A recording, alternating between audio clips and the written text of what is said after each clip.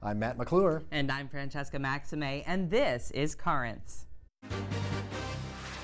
The Vatican isn't the only place for fine art. There's also Little Italy.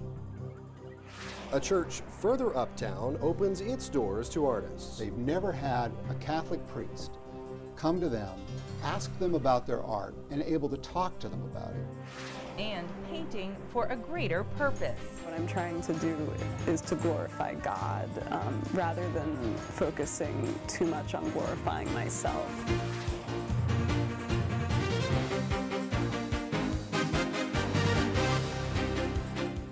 Well, good evening to you. Art has been part of the Catholic Church for centuries, and if our first story is any indication, there's no sign of that slowing down at all. No, in Little Italy, they're celebrating 2 anniversaries. Old St. Patrick's Cathedral is 200 years old, and the Catholic Fellowship Group has been active in the parish for a year.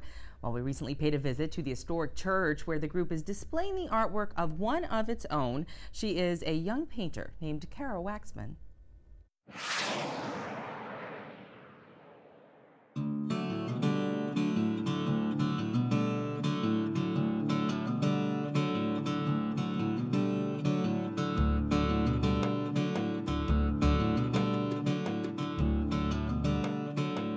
I'm very interested in how my Catholic faith can inform my artwork and my approach to it. She's showing her faith through her talent. That's a wonderful thing.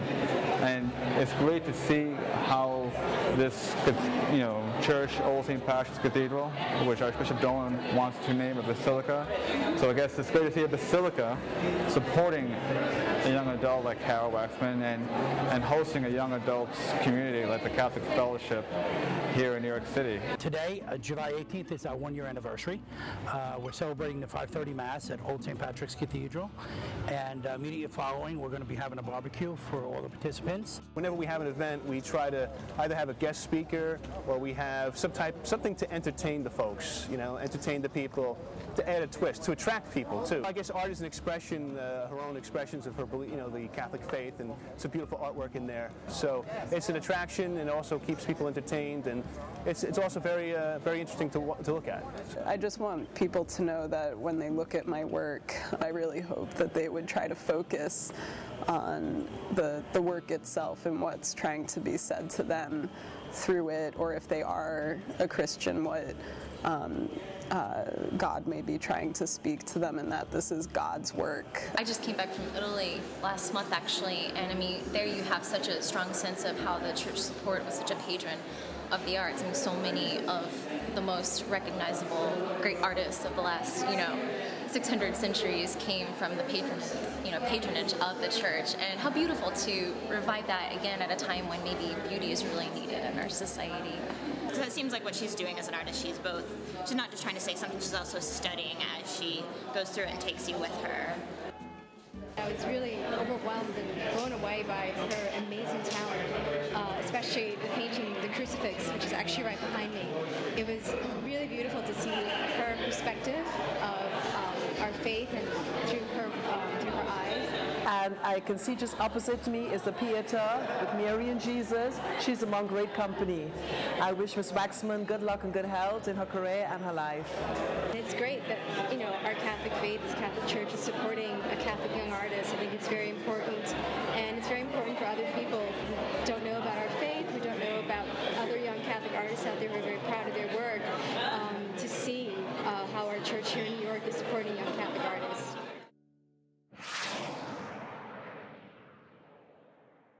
Pretty impressive stuff, very lively. Yeah, it was great. Well, later on in the show, we'll actually hear more from Kara Waxman. She'll share some inspiring words about her faith. But stay tuned, there's much more current straight ahead, including all the day's headlines. And find out why this eatery gets a 5-star rating from the Vatican.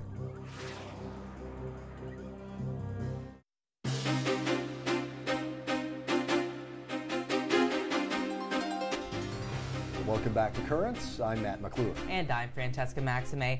Later on in the show, reaching artists who are away from the church. But first, let's take a look at the day's headlines. The nominee to be U.S. Ambassador to the Vatican testifying today before a Senate subcommittee. Miguel Diaz was reportedly not questioned extensively and did not speak with reporters following his testimony. Diaz is currently a theology professor at 2 Catholic colleges in Minnesota. In the Philippines, a suspended Catholic priest is running to be that country's president. Eddie Penlilio is currently the governor of a province in the Philippines. He was suspended from the priesthood when he campaigned for that office. Meantime, in Vietnam, authorities are detaining 18 people after they built a makeshift structure on the site of a church destroyed during the Vietnam War. A priest there says police beat people and demolished what they had built. The original church was destroyed by bombs from a U.S. plane in 1968. In northern Italy, Pope Benedict continues writing part 2 of his book, Jesus of Nazareth, using a tape recorder. The Pope's spokesman says he's not using the laptop computer presented to him after he fell and broke his wrist. The spokesman says the Pope is, quote, not that technological. The Pope is vacationing near the Italian-French border until July 29th. And once he heads back to the Vatican, the Pope may want to check out a certain sandwich shop, as we hear from Rome Reports.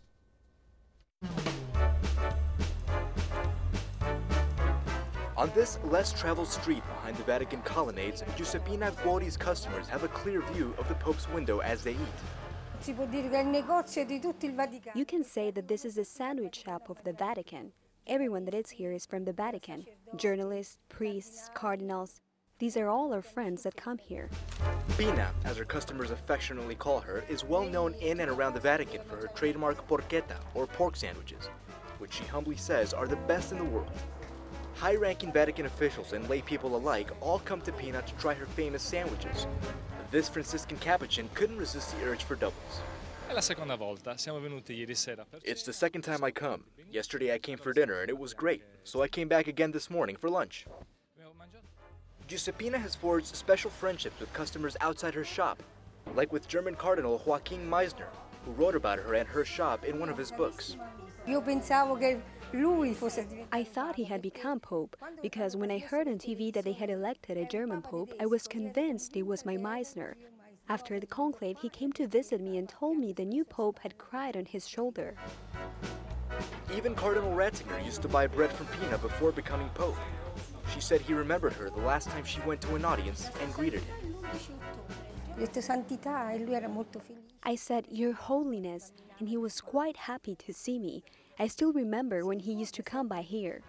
Her humility and affection with the Vatican community have won her special gifts, like this certificate from the Vatican, blessed by the Pope, commemorating her 30-year wedding anniversary. For Pina, her shop is more than a business. It's a special meeting place for both her and her customers.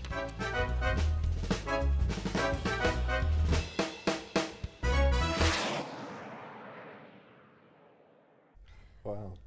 Now I'm hungry. Yeah, that porchetta on the ciabatta was just making my mouth water. It just reminds me of the stuff we always serve at Christmas time at my house. It's so good. I'll be back. I'm going to go get a sandwich. Yeah, I know. And to think, yeah, go ahead. We just were like, we're so excited about this. The food. Oh, my goodness. Smell-o-vision, everyone. I'm sure it was really good. Really? I was just going to say, normally I'm just kind of boring and I get a turkey on wheat across the street. But. Right. Well, there are some good sandwich shops around here, though, that you need to check out. There's one actually just across the bridge going over the highway over here that's really very good. And there we went to a cafe down the street on Prospect Park West. It was very tasty today for lunch, so we'll have to check them out because I enjoy a good chicken sandwich. Chicken or turkey is what I usually Matt has been eating a little too much, by his own admission, pizza. Not that there's I anything know. wrong with it. Yeah. So a good sandwich once in a while is a good thing. Break the habit of the pizza there. I love that. I'm telling you, I'm a Georgia boy. I'm loving the New York style pizza. So there you go.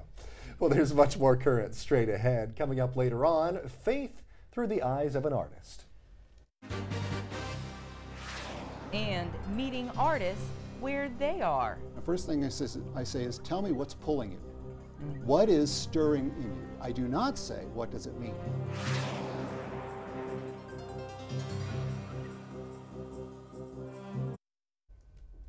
Well, welcome back to Currents. Earlier on in the show, we saw churchgoers at Old St. Patrick's in Little Italy taking in an exhibit by a young Catholic artist by the name of Kara Waxman. Well, that was done in conjunction with a fellowship group at that church. Sure, but downtown is not the only place that you can find art that is spirited and spiritual as well. If you head to St. Paul the Apostle Church in Midtown, a priest there is reaching out to artists who at first may not seem like the sort that you would find at a Sunday Mass.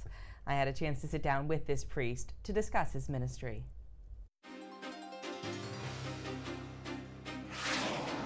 And we are with Father Frank Sabatte. Thank you so much for joining us. It's great to be here. Thank you for asking me. And you are an artist, and you're also the director, if you will, of Openings. Yep. And tell us a little bit about what Openings is and the kind of work you do there. Openings is a project that the Paulist Fathers asked me to start. I'm a Paulist, asked me to start about 3 years ago as a part of our regionalization project. Basically, where you would have Paulists living and working out of a house and going out and doing various projects. It's nothing new. It really goes back to our founding. It's what our founder, Isaac Hecker, wanted us to do. So they said, why don't we'd like you to go to New York and start something for visual artists. So I did. And in typical Paulist fashion, they said, just you go, you do it. And we don't give it a guidelines, whatever. Right. And it was great. So I started it by visiting young artists in their studios and the graduate, mostly MFA students, hooked up with a couple of artists at St. Paul the Apostle Parish in New York. We brainstormed what we wanted to do, and it's gone very, very well.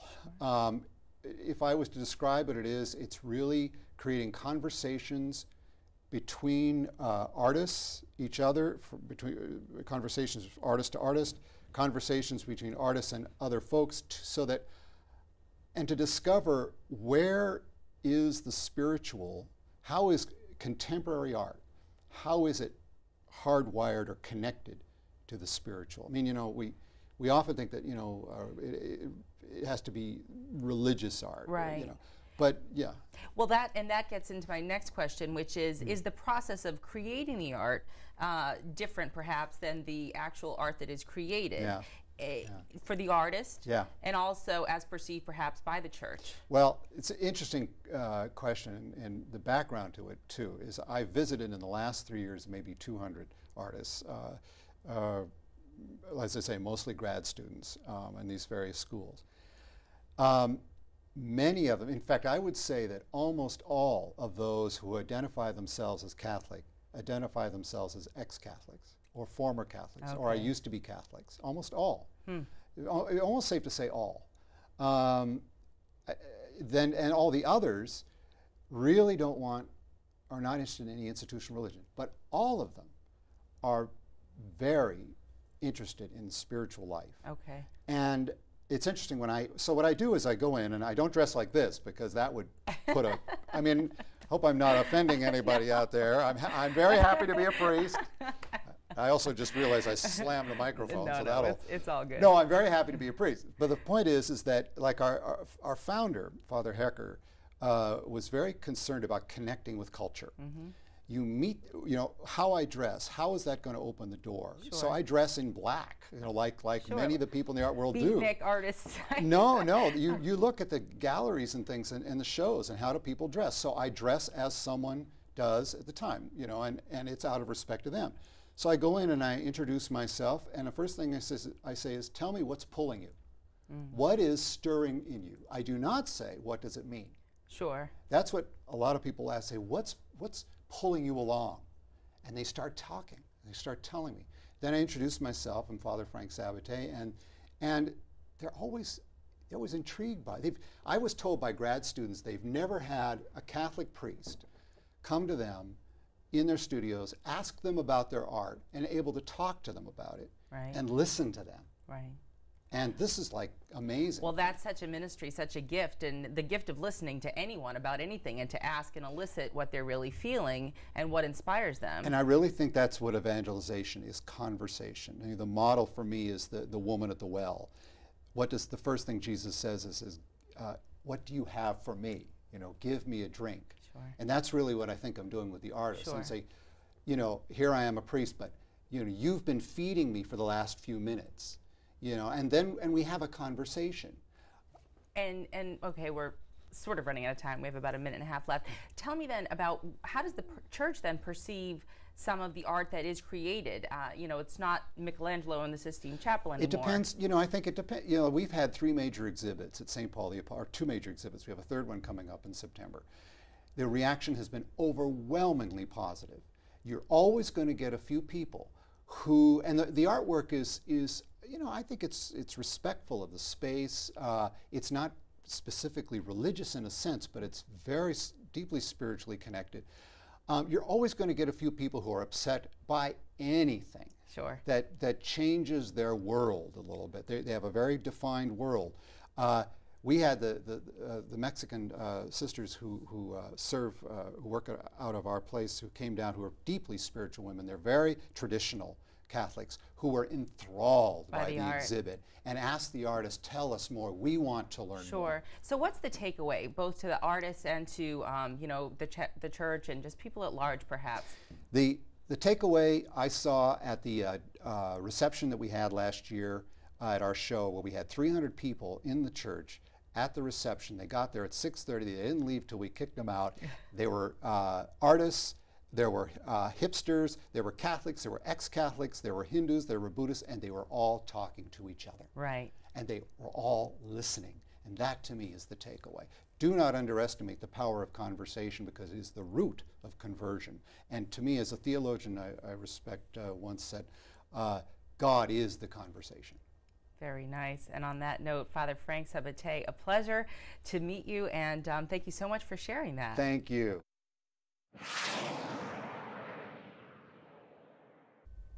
Yeah, he was great. Really cool. A lot of great things to say. Yeah, nice that he really goes out there to connect with people. Father Frank Sabatte, a Paulist priest and the director of Openings. I posted a little more information about the program on our blog. All you have to do is head over to netny.net/currents and click on Riding the Wave. Stay tuned. There's much more Currents straight ahead. Coming up, when we paint, we pray twice. They have a sense of God's presence all around them just through the experience of seeing this one small painting.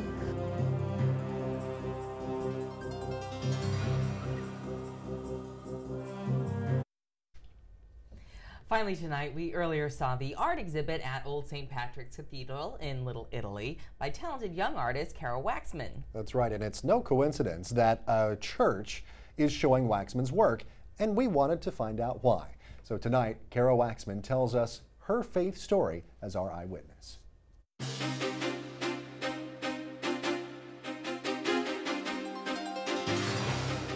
In a lot of ways, I feel like there's a similarity between the way I paint and the way I pray, because it can be meditative and focused and involves concentration, but involves creative inspiration. And they really can be the same thing in a sense, which I think is very beautiful.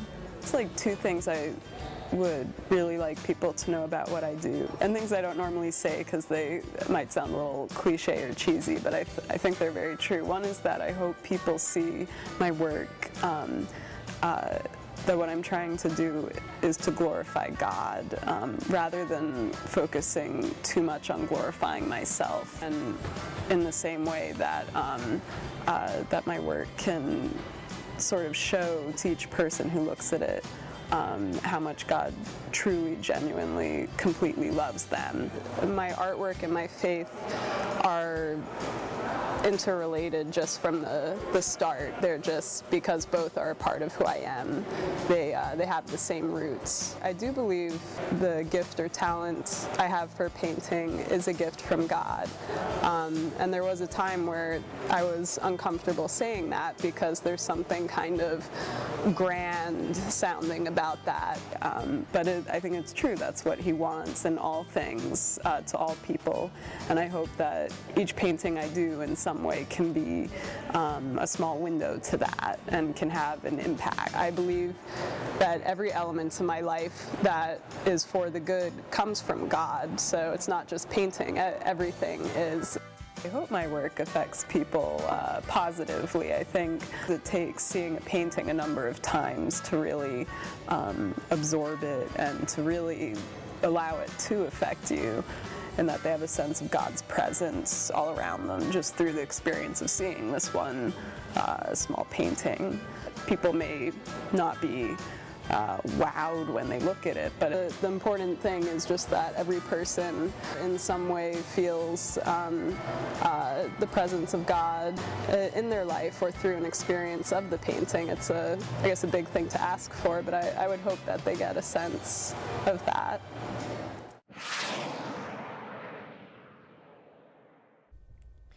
Kara Waxman, our eyewitness for tonight. It's so cool to see how, you know, the painting and spirituality are not that far apart. And whatever your art form may be, it's a very spiritual thing for a lot of artists. Well, they're not mutually exclusive. And like I was talking to Father Sabatte about, she basically just said it in her piece right there.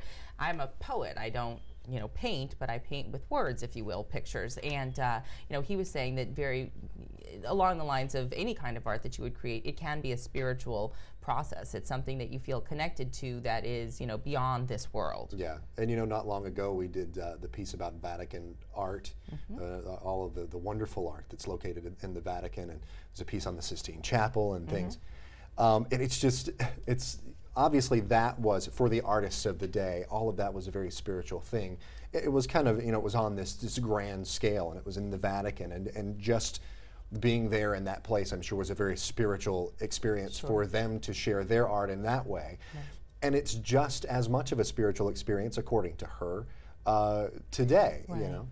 To be able to do that, as with, I'm sure, a lot of the artists that, again, Father Frank Sabatte was, you know, or is actually in the process of showcasing. And another thing that she said that I really liked a lot was, she said basically, you know, I was given these talents, and, you know, it's my, you know, I have to use them. That's what God's gift is to me, is to actually have to use and these it's true with whatever gifts you have, music or anything else as well. Or cooking. Yes. Well, thank you so much for watching this edition of Currents. And as a thank you to all of our viewers, we want to take you out to the ball game. We're giving away tickets to Thursday's Cyclones game against the Staten Island Yankees, and it is easy to win. Just give us a call at 718-499-9705, extension 503, or you can send us an email at webmaster@netny.net. Be sure to leave your name, phone number, and your email address, and we will contact you to let you know how you can pick up your tickets. I'm smiling because Francesca gets to go throw out the first pitch at the ball game. Woo! I know. I've been eliciting, again, you know, all kinds of feedback or whatever, so I think that I'm going to be okay. I just want to get it to the catcher, or get it to the catcher. Yeah, the catcher. You would be the pitcher, and then it would be the catcher. But, I like the batter, the catcher. Yeah, I know that you're secretly working with some famous pitching coach. That's right. Yeah, he plays for the Yankees. Yeah. Right. And while you're online registering to win tickets to the ball game, you can also just have a look around. netny.net/currents. You can follow us on Twitter as well. The address there, twitter.com/currentsny. Well, thank you so much for watching. I'm Matt McClure. And I'm Francesca Maxime. Have a great night.